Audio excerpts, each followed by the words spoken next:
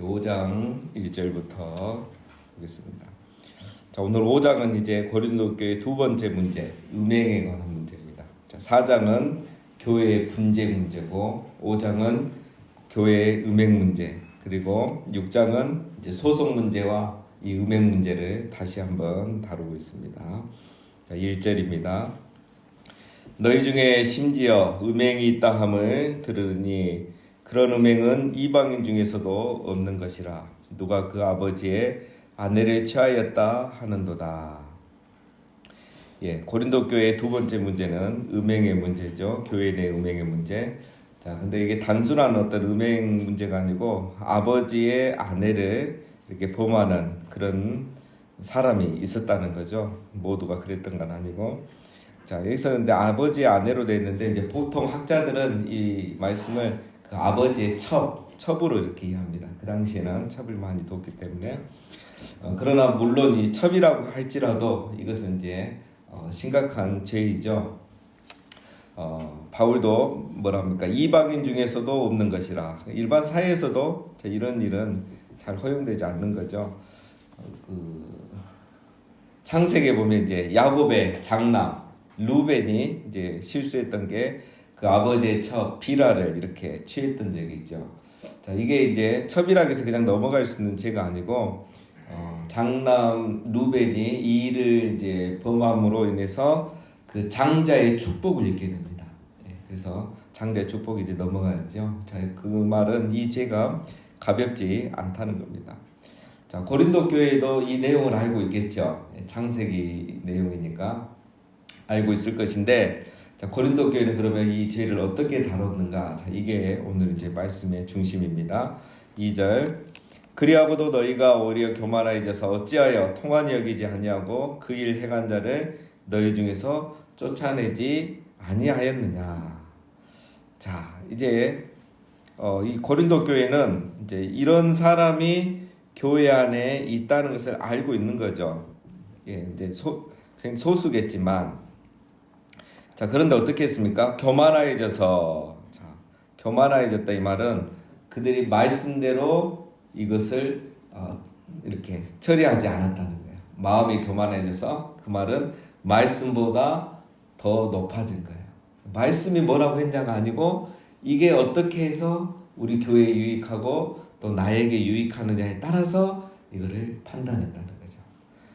자, 마태복음에 보면은 18장에 보면 내 형제가 죄를 범하거든 조용히 가서 권하고, 또 말을 안 들으면 두세 명이 가서 권하고, 그래도 말을 안 들으면 교회가 이렇게 권면하고, 그래도 말을 안 들으면 이제 이렇게 출교해야 하라는 그런 말씀이 있는 거죠.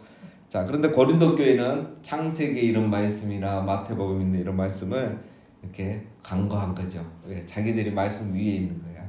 자, 그 다음에 두 번째는 통한이 여기지 아니하고. 자, 교회 안에 이런 일이 일어난 것을 가슴을 치면서 통한이 여겨야 되는데 그렇지 않았다는 거예요. 이 말은 이제 여러 가지로 이제 생각해 볼 수 있죠. 그 당시에 이게 이제 대중화되어 있으니까 다 누구나 이래서 하니까 심각한 줄 모르고, 또 교회 안에도 그럴 수도 있고요. 이게 문화가 이러니까 별로 이게 큰 죄로 여기지 않은 것일 수도 있습니다. 그 다음에 이제 제일 심각한 건 뭐냐? 그 일을 행한 자를 쫓아내지 아니했다라는 거죠. 여기서 그 1절에 아버지의 아내를 취하였다 해서 취하단 말이 우리 한글 성경에는 취하였다 이제 번역상 이렇게 과거처럼 되어 있는데 그 언어를 보면 이제 현재형이에요. 그러니까 지금 이 죄를 짓고 있는 사람이 그들 중에 있는데 고린도 교회가 아무런 조치를 취하지 않고 있다는 것이 바울이 봤을 때 가장 심각한 거예요. 지금 그 죄를 다루는 게 아니고 그 죄를 다루고 있는 고린도 교회의 문제를 지금 바울이 지적하고 있는 겁니다. 고린도 교회가 왜 아무런 조치를 취하지 않고 있었을까요? 꼭 이런 문제가 아니어도 그렇죠. 이런 일절 같은 이런 죄는 이제 그렇게 흔하진 않죠. 많지 않았겠죠. 이런 죄뿐만 아니라 다른 것도 마찬가지일 거예요.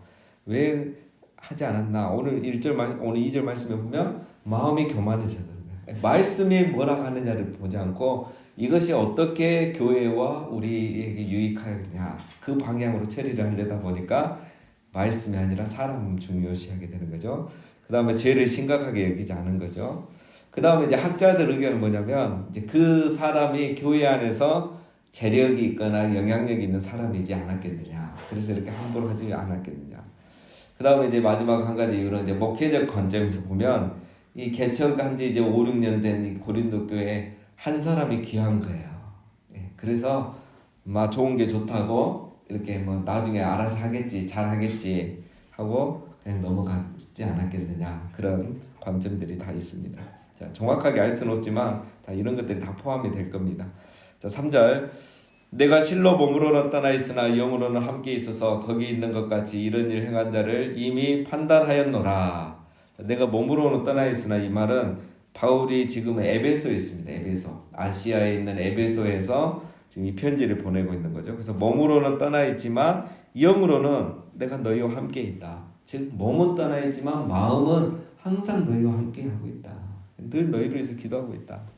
그래서 내가 이미 이런 소식도 다 듣고 있고 이런 일을 행하는 자를 이미 판단하였다. 이 말은 나는 이 문제 행하는 사람 어떻게 처리해야 될지 이미 결정했다. 이 당연한 결정을 왜 너희는 안 하고 있느냐 하면서 이제 4절부터 무슨 결정을 했는지 설명을 합니다. 주 예수의 이름으로 너희가 내 영과 함께 모여서 우리 주 예수의 능력으로 이런 자를 사탄에게 내어주었으니 이는 육신은 멸하고 영은 주 예수의 날에 구원을 받게 하려 함이라.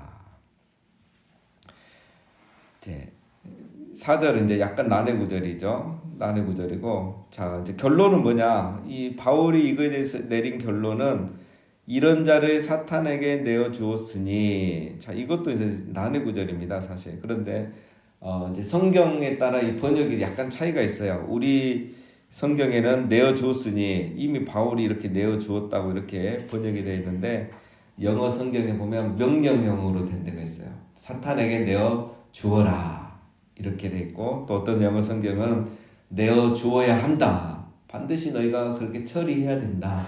이렇게 명령, 권유형으로 된 데도 있습니다.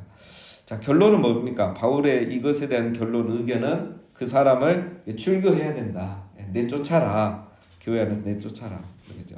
이유가 뭡니까? 이유는 이는 육신은 멸하고 영은 마지막 날에 이제 구원을 받을 수도 있기 때문이다. 자, 이게 이제 무슨 말이냐면 그냥 교회 안에 계속 두면은 그 사람이 죄인지도 모르고 심각한지도 모르고 그렇게 살 건데 일단 벌을 주고 시벌해서 출교를 시키면은 그 사람이 구원받은 사람인 것 같으면 즉 하나님의 택함을 받은 사람이라면 출교 받고 나서 얼마나 괴롭겠습니까? 그렇죠? 예, 괴롭고 힘들죠. 그래서 결국은 돌이키고 회개하고 그 다음에 마지막 날에는 구원은 받지 않겠느냐.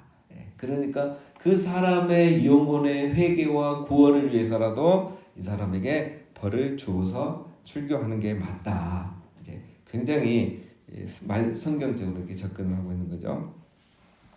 자, 6절.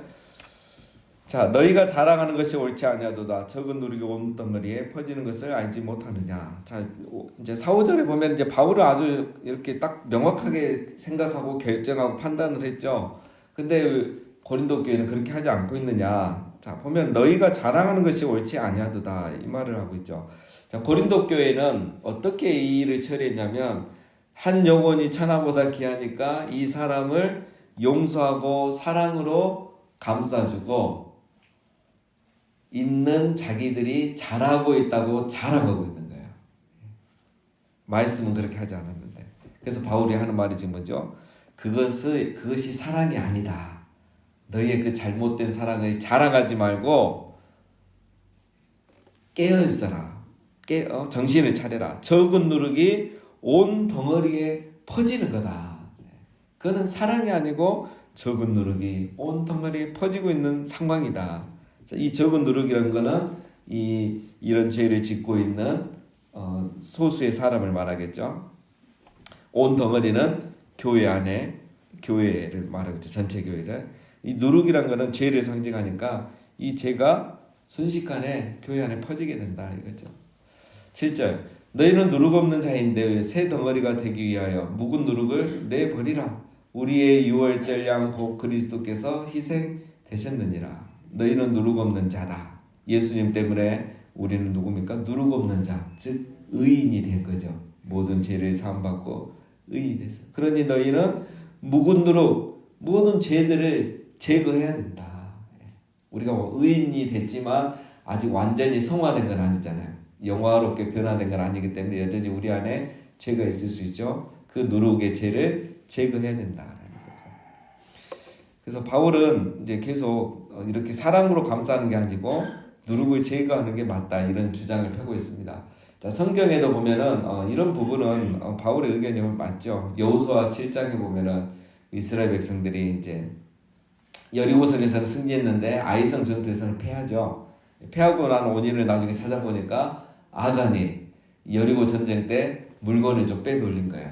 여리고 전쟁은 첫 전쟁, 헬렘 전쟁이라 해서 전멸시키고 모든 물건을 다 이제 불태우는 거죠. 하나님 앞에 다 드리는 의미인데 이 말씀에 순종하지 않고 아간이 욕심이 나니까 오다고 이렇게 금은 보화를 좀 챙긴 거예요. 그 나중에 이제 들통이 났죠.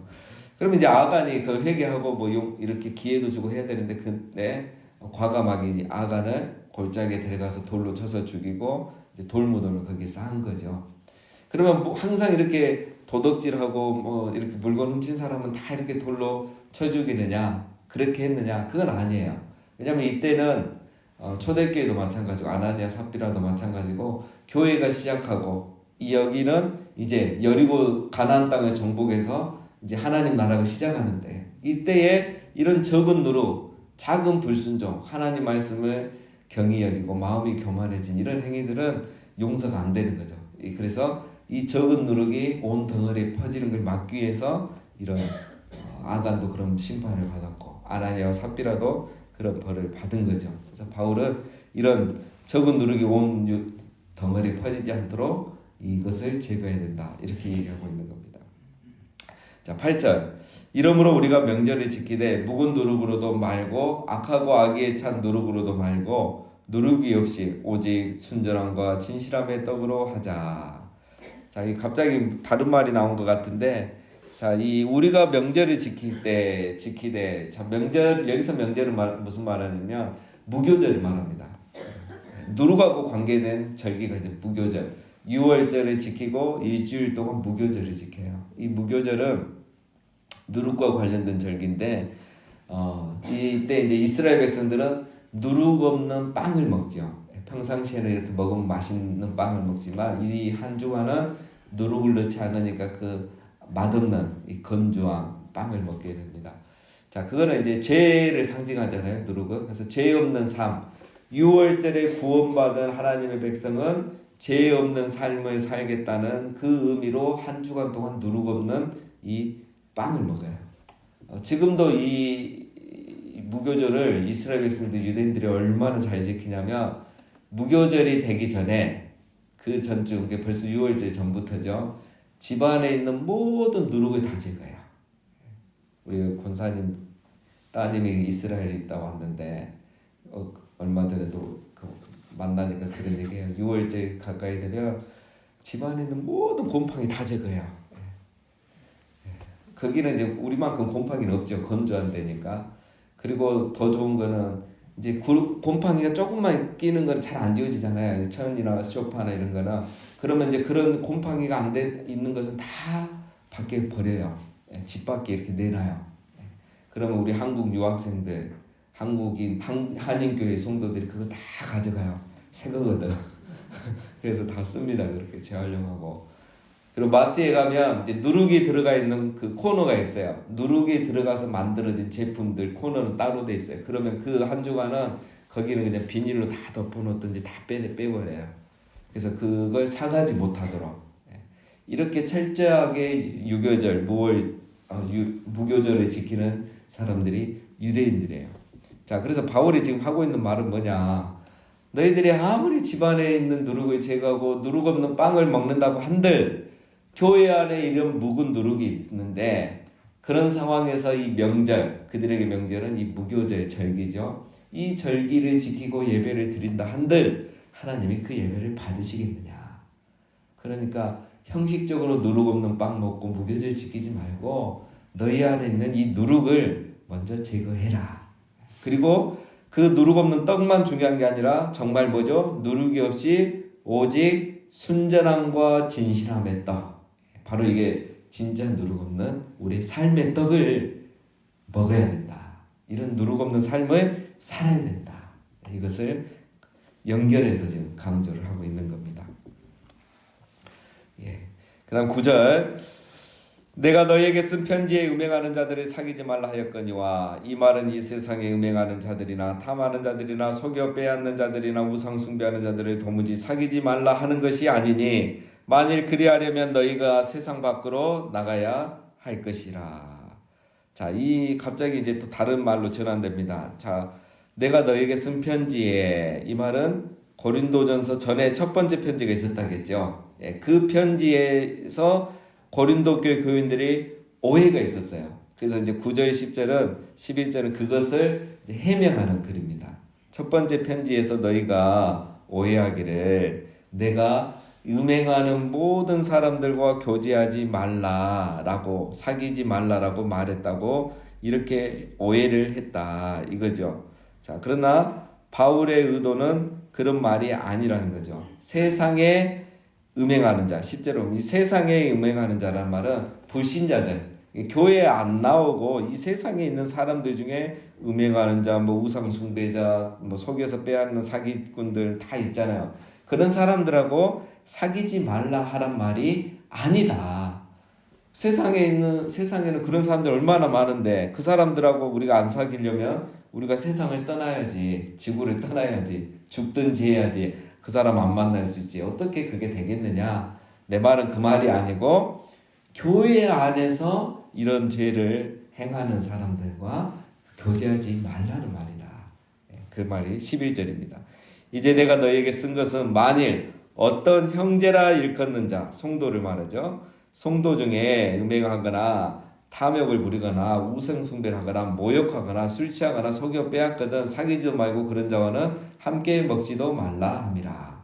그러니까 세상 사람들 중에 죄 짓는 사람하고 사귀지 말란 말이 아니고 교회 안에서 대놓고 이렇게 죄를 짓는 사람들을 너희가 함께 먹지도 마, 교제하지도 말라라는 그런 말이었다. 그러니까 모든 사람과 그렇게 하란 말은 아니다 이거죠. 12절. 밖에 있는 사람들을 판단하는 것이야 내게 무슨 상관이 있으리요마는 교회 안에 있는 사람들이야 너희가 판단하지 아니하랴. 밖에 있는 사람들은 하나님이 심판하시려니와 이 약한 사람은 너희 중에서 내쫓으라. 그죠? 자, 밖에 있는 사람들은 12, 13절에 이들은 불신자를 말하겠죠. 자, 이들의 죄는 우리가 판단하고 비방할 상은 아니다. 왜? 하나님이 심판하시는 거지. 우리가 저들의 죄를 이러쿵 저러쿵 할 필요는 없다. 그러나 교회 안에 있는 이들은 이미 말한 것처럼 너희 중에서 내가 쫓아야 된다라고 이렇게 다시 정리를 하는 겁니다. 자, 오늘 정리하면 이제 고린도 교회 두 번째 문제에 대한 바울의 의견은 오늘 말씀이 이제 다 생략이 되어 있는데 첫 번째 편지에 그런 내용들이 있지 않겠습니까? 그러니까 회개해야 되죠. 회개하지 않고 계속 이런 죄를 짓는 자와는 사귀지 말라. 죄가 누룩처럼 퍼지기 때문이다. 그리고 이런 사람이 회개하고 돌이키지 않으면 교회가 적극 나서서 이 문제를 해결해야 된다. 그대로 방치하면 안 된다는 거죠. 그래서 결론은 이제 여기에는 나오지 않지만 권면하고, 그렇죠? 돌이킬 기회를 주고, 그래도 안 되면 너희 교회가 적극 관여해서 출교시켜야 된다는 거죠. 자, 바울이 굉장히 냉정한 것 같은데 아닙니다. 바울이 이렇게 이제 시벌을 해야 된다, 징계를 해야 된다고 이렇게 말하는 이유는 크게 두 가지입니다. 오늘 말씀에 보면 첫 번째는 회개할 기회를 주는 거예요. 회개할 기회를. 그 육신은 멸할지라도 나중에 구원받을 수 있도록. 그 다음에 두 번째는 교회의 거룩함을 유지하겠습니다. 누룩이 퍼져가지 않도록. 그러니까 바울의 오늘 이 말씀의 요지는 두 가지예요. 개인의 구원과 교회의 거룩함을 유지하는 것.